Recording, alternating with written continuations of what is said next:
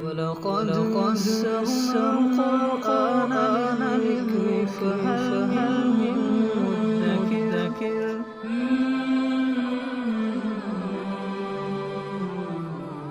سورہ انعام آیت نمبر 153۔ اعوذ باللہ من الشیطان الرجیم، بسم اللہ الرحمن الرحیم۔ وَأَنَّ هَذَا صِرَاطِي مُسْتَقِيمًا فَاتَّبِعُوهُ وَلَا تَتَّبِعُوا السُّبُلَ فَتَفَرَّقَ بِكُمْ عَنْ سَبِيلِهِ ذَلِكُمْ وَصَّاكُمْ بِهِ لَعَلَّكُمْ تَتَّقُونَ۔ اور اے نبی صلی اللہ علیہ وسلم آپ فرما دیجئے کہ أَنَّ هَذَا صِرَاطِي کہ یہ میرا راستہ ہے، مستقیماً سیدھا سیدھا۔ یہ سے کیا مراد؟ یہ سے مراد دین اسلام بھی ہو سکتا ہے اور قرآن کی طرف بھی اشارہ ہو سکتا ہے، اور اسی طرح جو سابقہ 2 آیات میں 9 چیزیں 9 احکام ابھی تک بیان ہوئے ہیں اور 10واں اس آیت مبارکہ میں بیان ہو رہا ہے، تو یہ سورہ انعام پوری ہی یا پھر یہ خاص جو 10 احکام ہیں یہ مراد ہو سکتے ہیں کہ ان ھذا یہ میرا راستہ ہے، مستقیماً اس حال میں کہ یہ بالکل سیدھا راستہ ہے، فاتبعوہ تم سب اسی کی اتباع کرو، اسی کی پیروی کرو، یہی راہ ہے اس قابل کہ اس کے اوپر چلا جائے، تم سب اسی راہ کو اختیار کرو۔ وَلَا تَتَّبِعُوا السُّبُلَ دیگر راستوں کی اتباع مت کرو، فَتَفَرَّقَ بِكُمْ عَنْ سَبِيلِهِ پھر یہ راستے تمہیں اللہ کے راستے سے جدا کر دیں گے۔ ذَلِكُمْ وَصَّاكُمْ بِهِ لَعَلَّكُمْ تَتَّقُونَ تمہیں ہم یہ ایک تاکیدی حکم دیتے ہیں شاید تم بچو اور پرہیزگاری اختیار کرو۔ تو دیکھیں کہ ان آیات مبارکہ میں یہ تیسری آیت ہے جس کے اندر 10واں حکم بیان کیا جا رہا ہے، اور وہ 10واں حکم کیا ہے کہ یہ جو سابقہ 9 احکام بیان ہوئے ہیں ان کی اتباع کرو، اور یہی اللہ کا اور یہی قرآن کا اور یہی صراط مستقیم ہے اور سیدھا راستہ ہے۔ دیکھیں اس کے اندر یہ جو مستقیماً ہے، مستقیماً اس کو بطور حال بنا کے یہاں لایا گیا ہے صراطی کا، جس سے اشارہ ہے کہ اسلام کا راستہ وہی ہوگا جو سیدھا ہو، جس کے اندر پگڈنڈیاں نہ ہوں، جس کے اندر رسومات، توہمات اور باطل خیالات نہ ہوں۔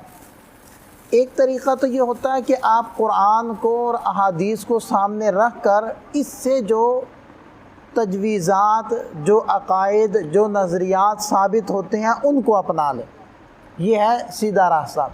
اور دوسری صورت یہ ہوتی ہے کہ آپ خود سے کچھ نظریات قائم کر لیں اور پھر قرآن کی یا احادیث کی ایسی تشریح کریں کہ اس سے آپ کے نظریات کی تاکید ہوتی ہو، اور اگر کسی حدیث سے مخالفت ہوتی ہے تو آپ گھما پھرا کر ایسی باتیں اس کے بارے میں کرو، ایسی تشریح کرو کہ اس سے آپ ہی کی نظریے کی تاکید ہوتی ہو اور جو آپ کے خلاف ہے اس کی تاکید نہ ہوتی ہو۔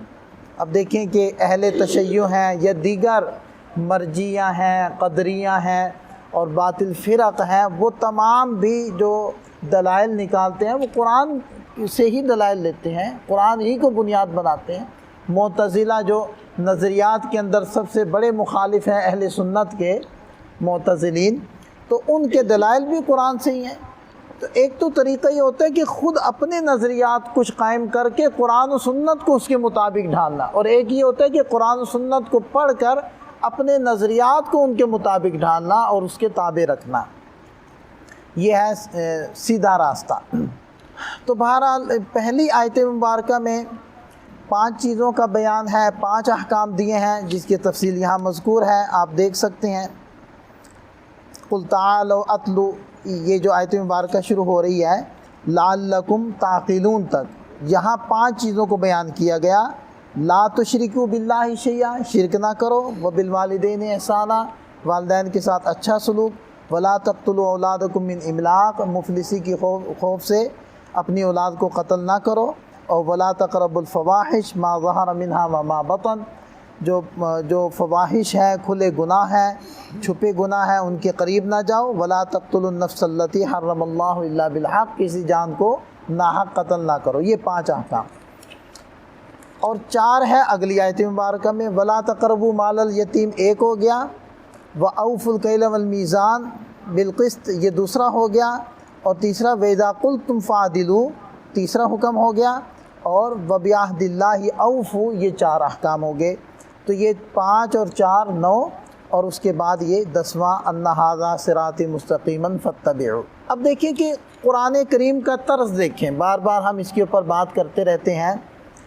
جیسے دیگر قوانین ہوتے ہیں، قوانین کے مسودات ہوتے ہیں، قرآن ایسا نہیں ہے۔ اب آپ کوئی بھی قانون اٹھا لیں، 73 کا قانون اٹھا لیں آپ، اس کے اندر 10 نکات ایسے ترتیب سے لکھے ہوئے، یہ آئین ہے، یہ اس کے نکات ہیں، اس کے مطابق چلنا ہے۔ اب یہاں بھی آپ دیکھیں کہ 10 بنیادی چیزیں یہاں ذکر کی گئی ہیں، تو اللہ تعالیٰ نے ایسے نہیں کیا کہ 10 کی 10 چیزیں ایک ہی سانس میں، ایک ہی آیت مبارکہ میں بیان کر دی جائیں اور کہا جائے کہ لو جی یہ باتیں ہیں، ان کے اوپر عمل کرو۔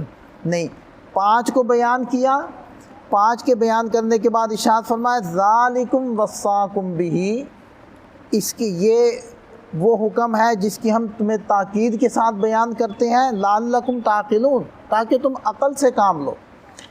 یہاں تعقلون کا لفظ ارشاد فرمایا کیونکہ یہ جو 5 باتیں تھیں ان کو مشرکین اپنے خیالات کے مطابق جائز سمجھ کر کیا کرتے تھے۔ تو اللہ مطلب شرک کرتے تھے، والدین کی نافرمانی، اولاد کو قتل کرنا، اور جو ہے برائیاں کرنا، گناہ کرنا، اور دوسروں کو قتل کر دینا، یہ وہ 5 گناہ جس کو وہ کہتے تھے کہ یہ تو ٹھیک ہے، یہ تو معمول کی باتیں ہیں۔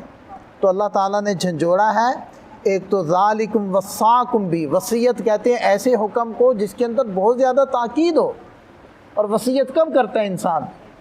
جب وفات پا رہا ہوتا ہے، جب اس کے پاس فرصت تھوڑی رہ جاتی ہے، تو ساری زندگی کا نچوڑ اور ساری زندگی اس نے جتنی باتیں کہی، سنی، سوچی ہیں، ان میں سے سب سے اہم باتیں وہ اس موقع پر کرتا ہے۔